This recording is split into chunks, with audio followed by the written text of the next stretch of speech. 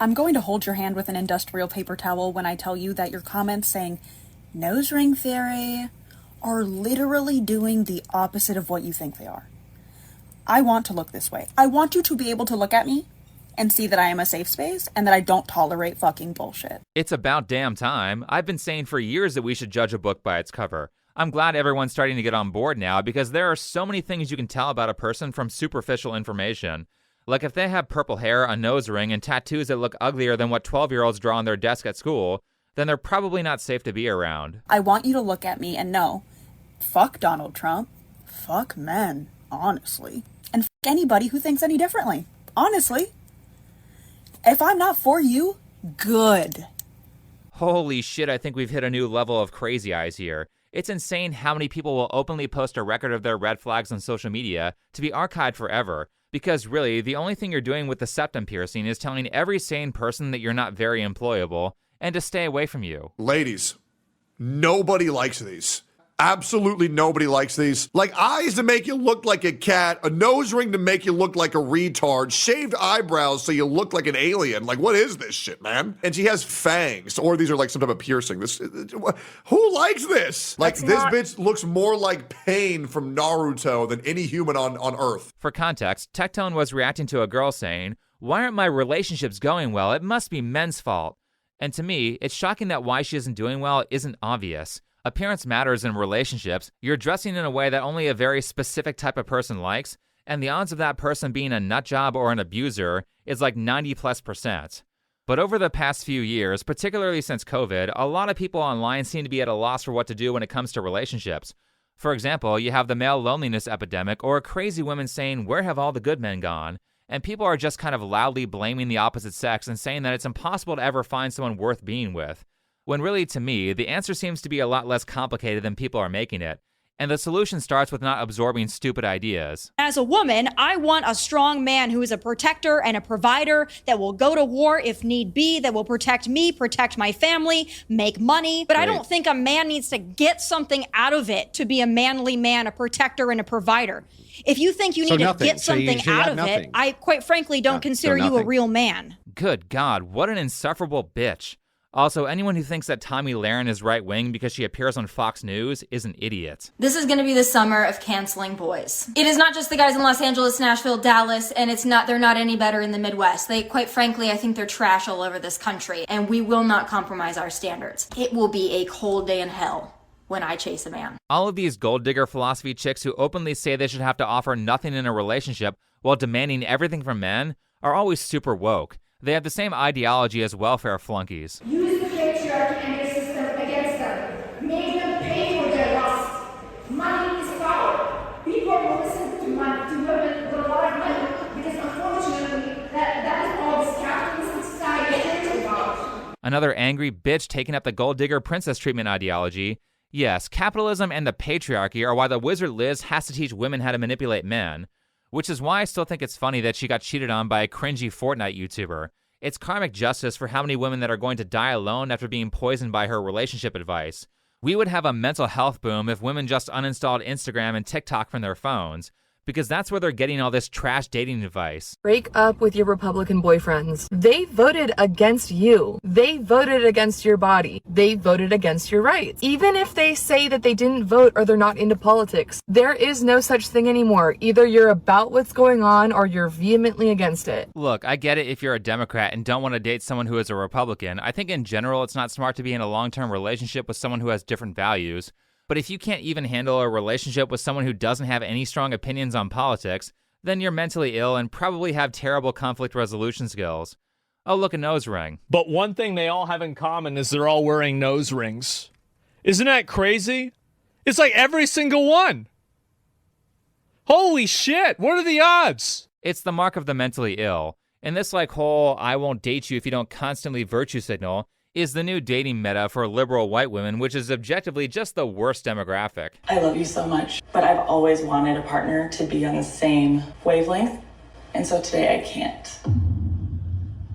But we talked about a lot of the values that I hold so close to my heart. Making this decision, my mind is telling me I can't. Really? Yeah. I remember, I asked him about, Black Lives Matter, and I'm no expert. But like, when I asked him about it, he was like, I guess I never really thought too much about it. That affected me, especially in our own city. Like, how could it not? Man, that guy dodged a bullet harder than Trump. Do these people still not get that Black Lives Matter is a terrorist organization? Did they miss the part where they essentially embezzled millions of dollars to buy themselves a mansion? But these videos of liberal white women saying they won't date anyone who isn't in lockstep with all their values are everywhere. I'm scrolling the dating apps earlier, and for the first 20 swipes, it's conservative, moderate, apolitical, nothing, conservative, moderate. And to me, conservative, moderate, and apolitical and nothing is all the same thing. You all are MAGA. Took me 20 swipes to finally find a liberal. Again, you have to be political. You have to agree with me or you're a bad person. What the fuck is going on? Why is everybody MAGA? It's not that everybody's MAGA. It's that, the male loneliness epidemic. It's because nobody wants to date them. They don't make good partners. That's why there's so many single ones out there. I'd rather have no dates than ever date a MAGA ever fucking again. I'm guessing her ex who broke up with her was a Trump supporter. Hey, lady doing the Bob's Burgers cosplay, aren't you single too? Doesn't that mean that no one wants you either? But you know what would make this all better? Education, which is why I want to educate everyone about Raycon. Raycons are the best earbuds on the market at an affordable price with a battery that basically lasts forever.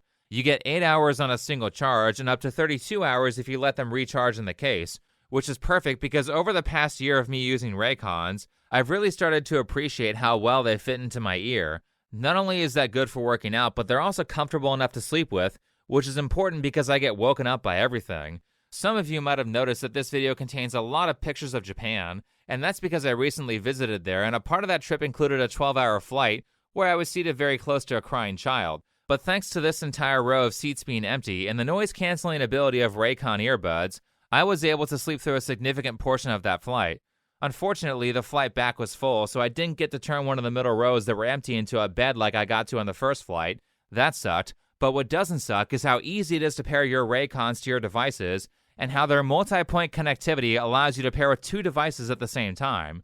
So if you want to check out Raycon earbuds, then click on the link in the description or go to buyraycon.com/TBYS to get 20% off site-wide. That's buyraycon.com/TBYS. Alright, so crazy women on TikTok aren't the only issue with dating, because over the past decade, the social climate has changed quite a bit. Tell me why every day I go out looking adorable, tits bouncing, skin glistening, and yet nobody ever hits on me or approaches me. Ever. Oh my god, please. I'll take a fucking construction worker catcall at this point. Please. Gee, I wonder why men don't want to approach women in public anymore.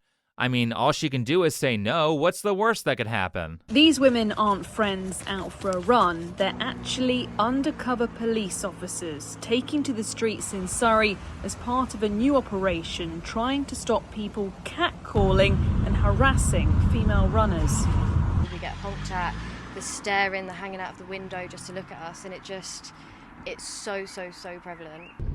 And police teams are ready to intervene the moment the officers are beeped at, followed or shouted at, pulling people over. Those kind of behaviours may not be criminal offences in themselves, but they still need to be addressed. And of course, the people that are likely to commit those kind of behaviours, they may then go on to commit more serious offences or more serious behaviours. It's not criminal, but we're going to arrest them for it anyway because they might do something worse in the future. Gee, that doesn't sound authoritarian at all. And the problem is that this hostile response to men approaching women has been applied to far more innocent behaviors than catcalling. Understand that it's already difficult for men to talk to women, be vulnerable with how they feel, and then give women all the power to decide what happens next. Adding the possibility of being arrested or being called a rapist to that equation is very demotivating. This is something that women are terrible at sympathizing with because almost none of them do the asking out for the first date. Though I think it's great that when Britain is full of violent migrants, the best use of police time is arresting guys for honking their horn at women jogging. They arrested 18 people for this. Oh look, one of the officers has a bunch of middle school desk drawings on her arm. Shocking. But there's all kinds of downright hostile behavior towards men that makes them not want to approach women. Like those girls who try to go viral on TikTok by filming at the gym and accusing men of being sexual predators for just looking in their direction for half a second.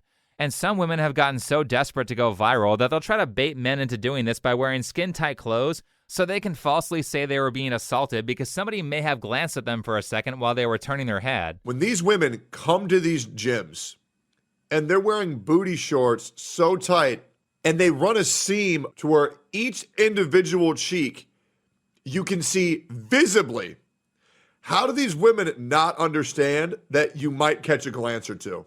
It'd be the exact same thing if a man came into a gym wearing a fucking Speedo. Right, they know what they're doing.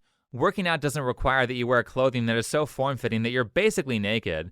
So again, understand why men are a little reserved about approaching women these days when they've been called toxic masculine sexual predators for over a decade now. They've had to suffer through things like college tribunals because a woman regretted having consensual sex. There have been a number of false rape allegations in the media, and men have to deal with confusing mixed messages like this from women, where you're either romantic or you're going to jail. There are women that like guys that when she tells them no, he keeps trying to pursue her because it makes her feel special. There are women that like that. Most women don't like that. And my advice to you is to assume that they don't like that. And so do you know if are you approaching a girl that is a no means no girl? Or are you approaching a girl that is a, ask me 3 times to make sure that you really actually care about me girl?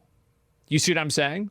And there's no way to really tell that really at all. Right. I don't even think this whole approaching women that you've never met before and asking them out is a working strategy anyway. Like, you hear stories, but I feel like they are mostly in movies where a guy sees a girl on the train or whatever, he strikes up a conversation, and a year later they're married.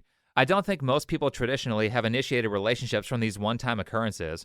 Also, I'm excluding dating apps because I think they're toxic and don't really work on a large scale either. But I don't think I've ever known someone to progress towards a long-term relationship from someone they've only seen one time before asking them out on a date. They always find people from environments where they're seeing each other multiple times, like school or work or through a friend group. Even if it's like a cashier at the store, they've seen or talked to that cashier multiple times before going out. So I think the actual strategy is to place yourself in social environments that include both sexes, where you frequently see the same people. Or you go to a party where you're around the same people for hours and can talk to the same person multiple times throughout the event. Outside of that, personally, I don't think this cold approaching stuff works unless you're very attractive or rich or have incredible social skills. So why is this considered to be the standard for meeting women outside of dating apps? Usually it just ends up creeping them out. You don't know the intention of the person doing the catcalling until they're either walking away from you, asking for your phone number, or trying to drag you into their van. And because of this unfortunate reality, these initiatives basically risk casting a uniform net over any man who approaches any woman in any context, and I think that's really sad. Again, I don't think a ton of men can relate to this, thankfully for you guys, but, as a woman and for a lot of women, I think that in this context, we do kind of have to assume that any man approaching us is a threat until proven otherwise. And that's not based around, like a man-hating thing. It's rather just that as the weaker sex, you do have to be careful about who is around you and who's in your surroundings. Right, and I don't blame women for behaving like that because the consequences of them being friendly to the wrong guy or not being cautious around certain men could cost them their lives. And what I mean is that say that you're a girl in your 20s and you're getting approached, let's say 100 times over a 5-year period. The likelihood that one of those guys is going to be a dangerous nut job is very high, and it only has to happen once. So I don't like the anti-male narrative of every man who looks at a woman as a predator, because it has the cascading effect of discouraging men not just from creepy interactions, but also perfectly normal ones. Though at the same time, I do understand why women are cautious. But maybe if the government would spend less time diversity hiring and more time arresting criminals, then women might feel a lot safer in public. However, if you want to blame women for every inconvenience and you can't empathize with why they don't want to be constantly approached by random men they don't know, then you probably aren't that fit for a relationship. I guess a secondary thought that I have that I don't want to get into is I would love to be a fly on the wall when these coppers realize the primary demographics that are doing the catcalling and who is the most risk to women. And then how quickly they will shut the initiative down when they do that, when they realize that. Oh, I do want to get into it. To be clear, she's referring to that British video where they're arresting people for catcalling. And I will mention that for those of you who are old enough to remember this 10-year-old video that went viral and basically started the anti-catcalling craze, feminists shut up real fast when people pointed out that this girl walking around New York was almost exclusively being catcalled and stalked by racial minorities. Oops, that screws with the anti-white narrative. Again, I don't think people should catcall, but you shouldn't go to jail for simply whistling at women walking down the street. So the dating market can be super hostile towards men, and we didn't even talk about the T app, which was an extremely popular app, by the way, where disgruntled women were anonymously doxing and defaming their exes. Let me repeat that. They were anonymously posting private info about their exes without their consent on an app where men aren't allowed to join. But at least in that situation, the app had zero security, so some 4chaner wrote a script that collected all the metadata from that site and then gave these women some karmic justice and exposed that they were all ugly. So there's a decent amount of hostility towards men in the dating market, but that's not to say that all of these issues lie with toxic women. There are plenty of toxic men or men who are undateable like those nose ring chicks, but for different reasons. The most common one I see on YouTube is the epidemic of these I'm a loser videos. I'm 35 years old, and I live at home with my mother. I spent all of my 20s and half of my 30s so far doing almost nothing productive. I smoked pot, I watched porn, I played video games, and I never took the time to really invest in my future, my finances, skill sets, knowledge bases, all that. Well, you screwed up. You made it to almost middle age with no skills that will make you over minimum wage. I've seen a lot of people over the years make excuses for this type of person going, oh, well, it's not their fault because it's hard out there. Okay, I can see how life can be more difficult for certain people, but you had 17 years as an adult to build a marketable skill, and you came out with nothing? It doesn't take that long to build a skill that makes above minimum wage. And you're living with your mom, so I can't imagine that you have big expenses like rent or a mortgage or any time-consuming responsibilities that would prevent you from getting educated. That being said, this is also why I don't really blame women for being upset about these guys or making fun of them like how we make fun of the nose ring chicks. I've watched like 100 of these videos, and most of them just do it for pity and don't actually make their lives any better. I think that women saying that a part of the problem is the epidemic of male losers is not that inaccurate of a statement. Like, you can't say that women are pricing themselves out of the market by working when you're at a minimum wage job or unemployed in your 30s. Why are you videotaping yourself eating a slice of pizza? Why are you 32 years old working as a delivery driver? Because I want to. I feel good. Because mommy and 7 out daddy of don't 10. pay for my life like you. And I had to climb my way up. You climbed your way up to an entry-level job? Congrats. Like I said, I think these people are a problem for the dating market, just like the nose ring chicks are, but their issues expressed differently, though they still have a similar number of mental health problems. This is where my experience as a psychiatrist, I think that a lot of incels have a modern version of body dysmorphia. So if you look at a lot of incels, they'll be hyper-focused on certain physical features. Like they'll say, my jawline is like this, therefore I can't get laid. I'm too short, therefore I can't get laid. They have a history of oftentimes traumatic experiences. They struggle with all kinds of pornography problems and other kinds of addictive problems. Yeah, that is not talked about very much. I think pornography is a major contributor to the incel problem, as well as the hypersexualization that's very often used to sell mediocre anime and video games. And my issue with the hypersexualization that goes on in these spaces is that it's turning people into addicts who now don't seek out relationships, even though they desperately want them. Yet they will have a full-on Twitter meltdown if you say, maybe we should focus more on better gameplay and storytelling instead of constantly painting the camera towards this girl's ass. And the cruel irony here is that while they're having their meltdown on Twitter, they don't realize how much they're damaging their brains with this addiction, because the people who do make it out of the incel cave and actually get with a woman often find that they get erectile dysfunction because of their addiction to porn. They've spent so much time by themselves that they get anxiety when someone else is in the room, and porn is so different from actual sex that actual sex is not stimulating to them, to the extent that they have to spend a vast amount of time without porn to resensitize themselves and learn how to meditate to get rid of the performance anxiety. So that's a real issue that has to be dealt with, and yet again, I don't blame women for not wanting to be with these guys. These addiction problems are not for women to solve, much like it's not your job as a man to fix whatever caused a chick to dye her hair purple. Those people have to find the motivation to start fixing their own issues instead of making it everyone else's problem. Be careful about the trash diet of the internet.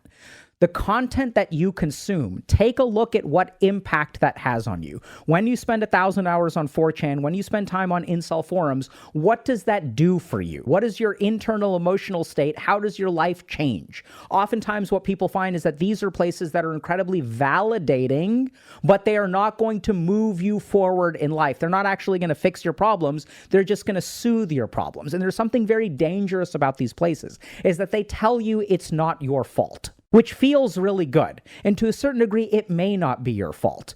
But they almost always also say there's nothing you can do about it, that we should blame these other people. Yeah, I think the worst thing a person suffering with mental illness can do is surround themselves with a bunch of other mentally ill people who will then validate them and discourage them from improving themselves. Incels have small forums, and crazy liberal women have TikTok and Blue Sky. I think these online spaces are a large contributor to demoralizing people, and you need to consider your surroundings if you actually want to improve your mental health. Now, the Dr. K video I just showed is called Why We Shouldn't Leave Incels Behind, where he argues that instead of saying that the dating crisis or the male loneliness epidemic is just natural selection and leaving the undesirables be, we should render help. And to that, I say maybe. Maybe, because there are a lot of lost people who just need a half-decent mentor, but the problem here, especially with the black pill spaces, is that these people don't want help, and you can't help someone who doesn't want it. The only thing you can do is let them suffer until the negative consequences get so severe that they build the desire to change. But what this is leading to with all these mental health issues is that tons of people these days are below the minimum level required to be desirable in a relationship. More so than in our parents' time, everyone has minimum standards or they would rather be single, and tons of people fall below those standards. I mean, just for example, most people do not find fat people attractive. So if you had that standard, then you just weeded out like 70% of the population, meaning that your selection pool is down to a third of what it used to be before the 1990s or so. Actually, it's probably much worse than that if you're looking for someone who is at an attractive body weight instead of simply not being medically overweight. People really underestimate how much less attractive you look if you're 10 to 20 pounds over an ideal body fat level. Anyway, everyone's fat and weak. Yeah! Let's go, let's go, let's go, let's go, let's go! Yeah! Let me get one more, let me get three! Let me get three! Let me get three! Yeah! How do you have sex if you're so weak that you need assistance to do 2 reps of a 95-pound bench press? Do you work out? Not for everybody. So do you work out? Not really. I'm not saying that you need to be a roided out bodybuilder, but there's a certain level of fitness that both men and women need to have fun in a relationship, and it's not fun to have sex with a fat person who gasses out after 2 pumps. Also, being weak and fat lowers your testosterone levels. But am I the only one who gets openly mad at the constant lowering of physical standards? Like the minute you say, hey, maybe we should put attractive people in ads and not someone who's 5 seconds away from dying from type 2 diabetes, people have a meltdown. Sydney Sweeney has very canes. The Sydney Sweeney ad, have you seen it? Oh, yes, I have. The eugenics in that, it's dripping with it, and I'm like, no. It's just showing what kind of country we're turning into. It's white supremacy at the end of the day. That's what this ad is representing. I love how they turned this into a racial issue when the pun is obviously about her figure and not her race. Hey, eyes up here. They think that it's reinforcing this idea that blonde-haired, blue-eyed, white women are the most beautiful or whatever, and that's like the Nazi propaganda where it's like, what should Germans look like? Blonde-haired, blue-eyed, Aryan race, or whatever. Here's the great irony of this whole thing. What they're actually saying is that Sydney Sweeney has great tits. That's a cool take. I get it. Oh, wait. I think I found the actual reason why they hate her. President, actress Sydney Sweeney had came out this weekend that she was a registered Republican. Any thoughts on that? That who was? Sydney Sweeney. She's like a very hot actress right now. She's a registered Republican? Yes. You'd be surprised at how many people are Republicans. Right, she's a Republican, so she must be destroyed. But of course, oftentimes women's worst enemies are other women, especially if it's a woman more successful than they are. They keep beating the shit out of Caitlin Clark for no reason. Well, I mean, not for no reason, they're just very jealous. It is shocking how brutal this league is to their superstar. Caitlin Clark is like the sole reason the WNBA's popped off in any capacity recently. When Caitlin Clark was injured, it was a 55% decline in watchers. It's unbelievable how they treat her just because she's the superstar. Stuff like this makes the WNBA sex toy situation even funnier. But wouldn't it be great if women stopped lowering the value of the dating pool by purposefully sabotaging other women they're afraid of competing with? Okay, I want you to rate this woman on a scale of 1 to 10. Oh, 9 or 10 easily. She's stunning. Okay, be honest. Drop dead gorgeous. Well, what if I told you that you look like her? Oh, so you think I'm fat? Yeah, and now the guy that you didn't pick has to deal with some fat hippo, and now we have a dating crisis. Every time you convince someone to be a degenerate, that's one less person from the opposite sex who can have a viable relationship partner. If you do that enough times, you get a crisis. Worse is that many women have started encouraging each other to dress to impress other women instead of men, and then wonder why men don't want to date them. So instead of posting a video and thinking, I hope a man finds me attractive, it's, I hope the girls don't hate this. Right, because if you want a relationship, a smart strategy is to purposefully dress in a way that men think is unattractive. To be clear, I don't know this girl's personal beliefs, but I've seen plenty of women dressing against the male gaze and wondering why they can't find any good men. For example, that video that Tectone was reacting to from earlier. But I swear that women need to stop taking feedback from other women so seriously, because half the commentary is incredibly brutal nitpicking for stuff that men don't actually care about, or it's gassing up other women when they look horrible. You guys look beautiful. Thank you so much. You guys look awesome. The streamer prom presented by Popeyes, the fried chicken restaurant. How am I supposed to focus and stay on topic when I see shit like that? Anyway, there was this woman who went to a streamer event, and a bunch of people pointed out that her outfit was awful and, dare I say, uncouth, to put it lightly. And yet you still have women gassing this girl up. Baby, one thing I won't do is get on this motherfucking app and tell somebody their motherfucking outfit looks motherfucking cute and it don't. I don't give a fuck if it was a man in a motherfucking dress. If that fit was cute, it was cute. Like, that really tells how many motherfuckers on this app that don't know how to dress and want to look like everybody else. Like, y'all mad that her motherfucking dress was different and she don't look like everybody else at the prom? You've got to be kidding me. We all heard it, right? But she's coping. Not only is that fit awful, but you aren't going to get a good man dressing like a harlot, so if you want to stop ending up with these ain't shit men who cheat all the time, then fix how you present yourself. But to be fair, not all the feedback was positive, so just for laughs, let's hear how the girl with the awful dress responded to the negativity. Leave that right there. Everybody page who had something negative to say literally could not fuck with me, could not even get invited to the event, and can't fuck with me on their best day. And that's just really it. And that's just all I have to say about it.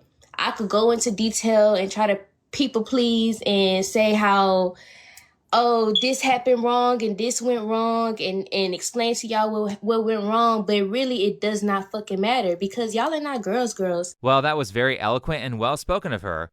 Also, that's 2 videos in a row. And keep in mind, I didn't go looking for 10 different videos until I found the one with the smoke detector beeps and only used those ones. These were the first 2 videos that I saw. I'm not actively looking for this. It's crazy how I cover a wide and diverse set of people on this channel, and only one group seems to have this problem. Everybody who knows me know I'm a real humble person, like literally. Anyway, let's move back to the men's side of the dating crisis before I go on a 10-minute tangent on replacing smoke detector batteries. So moving on to the men's side, a part of the reason why we have issues, and I stress that this is just a part of the issue, is that when men talk to women, tons of them don't have the social skills to tell if women are attracted to them because women are indirect. My brother has no idea he's the hot guy now. And we're sitting at this LA sports bar watching ball, and this little LA booby girl, honey, comes bouncing up to him. Excuse me, can I have a cocktail napkin? My brother, y'all, without turning around, grabs a stack of napkins and goes, yeah, there you go.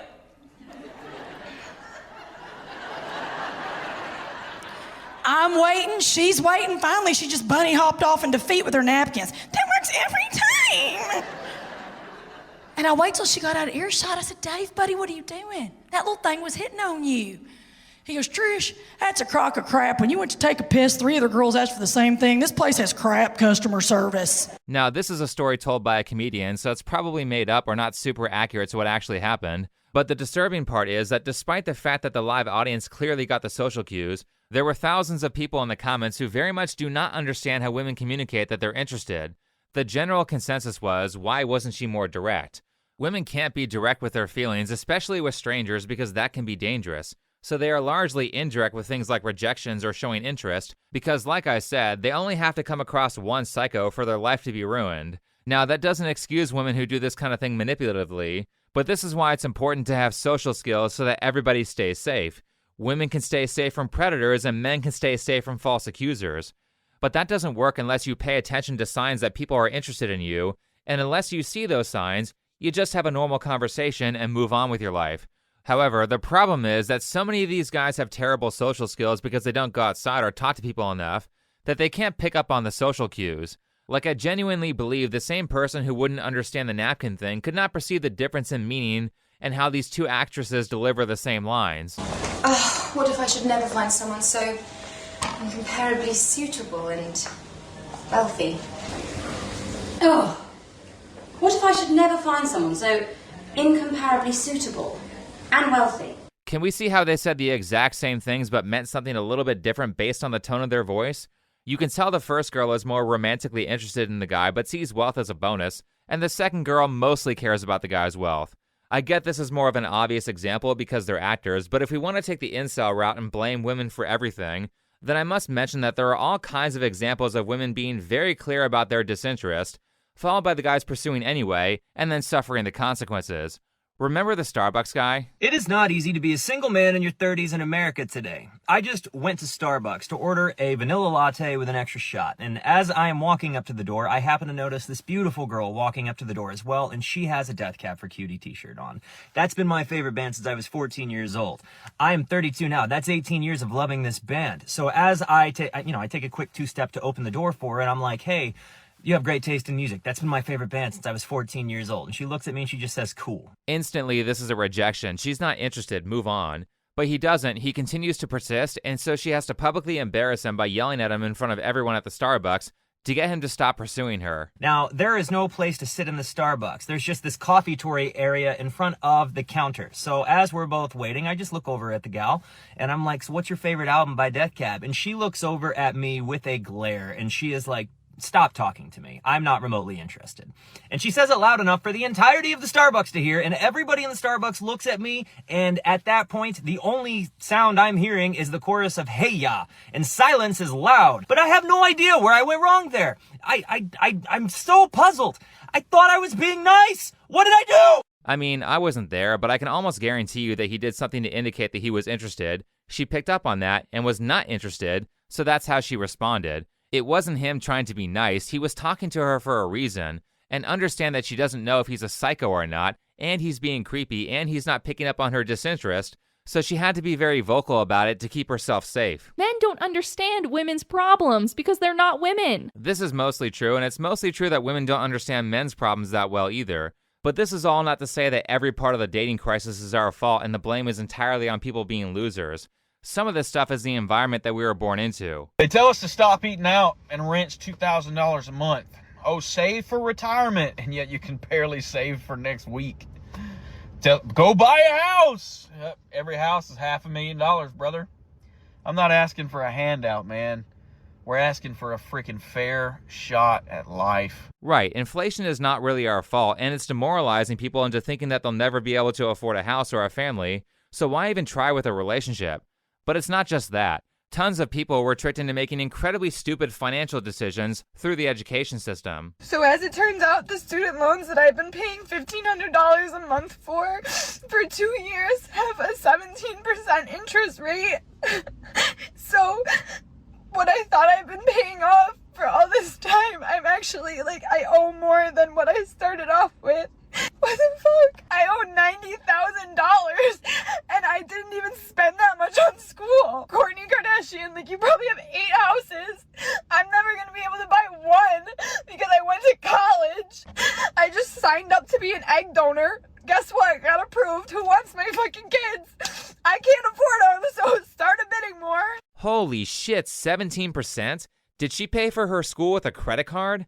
And I get that people want to laugh and call her a dumbass for signing up for a ridiculous yearly interest rate, but this is not entirely her fault. Like many others, I'm sure her childhood was centered around the idea of going to college, mixed in with false promises about the actual benefit of higher education, and an overvaluing of expensive schools that garner you the same pay as cheaper ones when you get employed.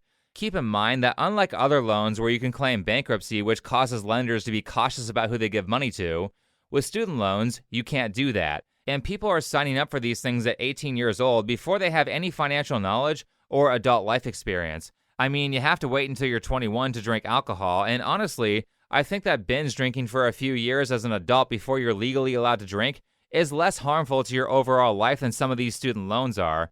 Personally, I think they should be made illegal or people should be allowed to default, and colleges should lose their federal funding or accreditation, if they offer useless degrees like this. I'm Scout. I use they, them pronouns, and I'm an interdisciplinary major at UBC. I'm in my last semester. My primary thematic focus is decolonizing academia and public knowledge systems, and my secondary thematic focus is biocultural and linguistic futurity. For those who don't know what that means, can you give us a quick rundown? Yeah, basically what I focus on is the promises that the institution has made and also the emergence of indigenous ways of knowing and being across the disciplines. And I feature in a lot of stuff like language revitalization, or the emergent vitality of languages rather, and just kind of a bunch of stuff. I've taken courses in over 20 departments, so.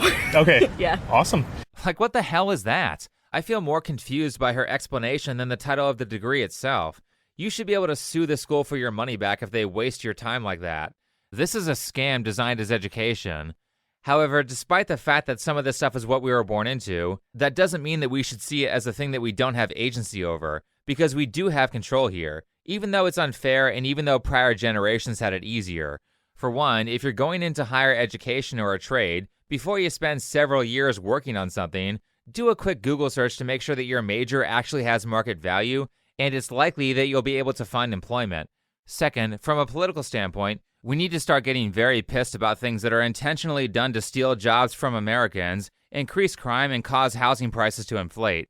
I'm not saying that these are the only issues with housing, the job market, and criminal behavior, but illegals flooding across the border is not good for Americans, and an over-allowance of work visas designed to replace all the middle-class jobs with Indian foreigners who don't want to assimilate to American culture and are willing to accept lower pay is also not good for Americans.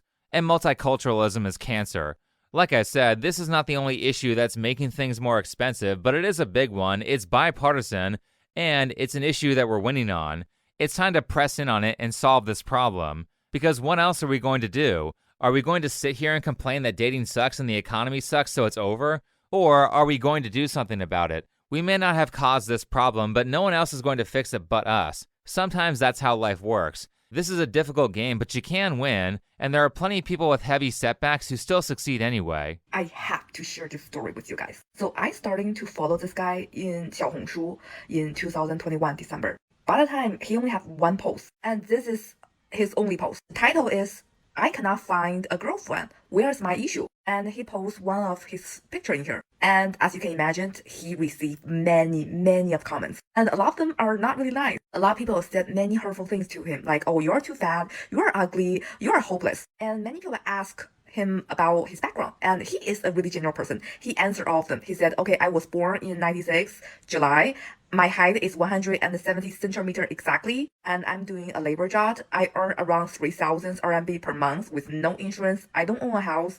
I have a car, and I have never in a relationship before, but I really want to. This is his first post. And 90% of the comments are harsh comments to laugh at him, to say, okay, you are too short, too poor, you have no money, you look ugly, you are hopeless, you are dumb. But there are 10% of comment who genuinely want to help him. So a lot of people try to give him nice advice. Now, I don't know Chinese, so I guess we'll just take her word for it, but notice all the wonderful black pillars there trying to help him by telling him he'll never succeed.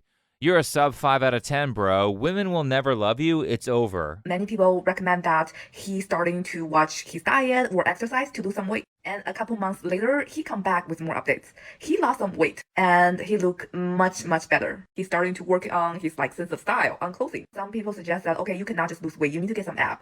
And he did. He get a pack. But generally, he is getting better and better. The reason why I want to post this story is because this guy get married yesterday. He was never in a relation before, but after 2 years, he completely transformed himself and he met a really nice girl and he get married. For all the black pillars out there, I would like to mention that this guy was 5'6".